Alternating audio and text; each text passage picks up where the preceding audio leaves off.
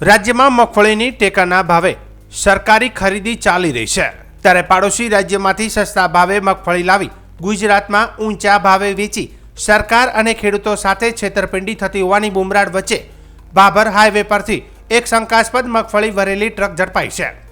ભાભર મામલતદાર દ્વારા રાજસ્થાન પાસિંગ અંદાજે 800 બોરી મગફળી ભરેલી ટ્રક જપ્ત કરી કાયદેસરની કાર્યવાહી હાથ ધરવામાં આવી છે. જેમાં પ્રાપ્ત માહિતી મુજબ ભાભર મામલતદાર દ્વારા ભાભર હાઈવે પર નિયમિત ચેકિંગ દરમિયાન એક રાજસ્થાન પાસિંગ ટ્રક શંકાસ્પદ જણાતા તેને રોકી તપાસ કરવામાં આવી હતી. ટ્રકમાં ભરેલી મગફળી કોની છે, ક્યાંથી ભરાઈ છે અને ક્યાં લઈ જવામાં આવી રહી છે તે અંગે ડ્રાઈવર પાસે કોઈ નક્કર પુરાવા કે ભાડા ચિઠ્ઠી બિલ્ટી હાજર ન હતી. પૂછપરછ દરમિયાન સંતોષકારક જવાબ ન મળતા તેમજ મગફળીના જથ્થા માટે કોઈ માન્ય દસ્તાવેજ ન હોવાના કારણે અંદાજે 800 બોરી મગફળી ભરેલી ટ્રક જપ્ત કરી મામલતદાર કચેરી ખાતે લઈ જવામાં આવી હતી. ગુજરાત સરકાર દ્વારા ખેડૂતોને તેમના પાકનું યોગ્ય વળતર મળી રહે તે હેતુસર મગફળીની ટેકાના ભાવે ખરીદી શરૂ કરવામાં આવી છે, પરંતુ આ વચ્ચે કેટલાક તત્વો ખેડૂતોને ભોળવી તેમની જમીનના ઉતારા મેળવી પાડોશી રાજ્યમાંથી સસ્તી મગફળી લાવી ગુજરાતમાં ટેકાના ભાવે વેચી નફો કમાવતા હોવાની ફરિયાદો સામે આવી રહી છે.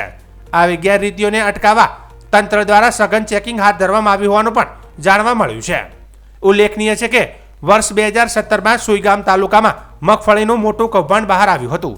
તે ઉપરાંત આ વર્ષે પણ રાત્રિના સમયે રાજસ્થાન બાજુથી મગફળી ભરેલી શંકાસ્પદ ગાડીઓ ભાભર વિસ્તારમાં પ્રવેશતી હોવાની ચર્ચાઓ ચાલી રહી છે, જેને કારણે ફરી એક વખત મસ્ત મોટું મગફળી કૌભાંડ થવાની શંકાઓ સેવાઈ રહી છે.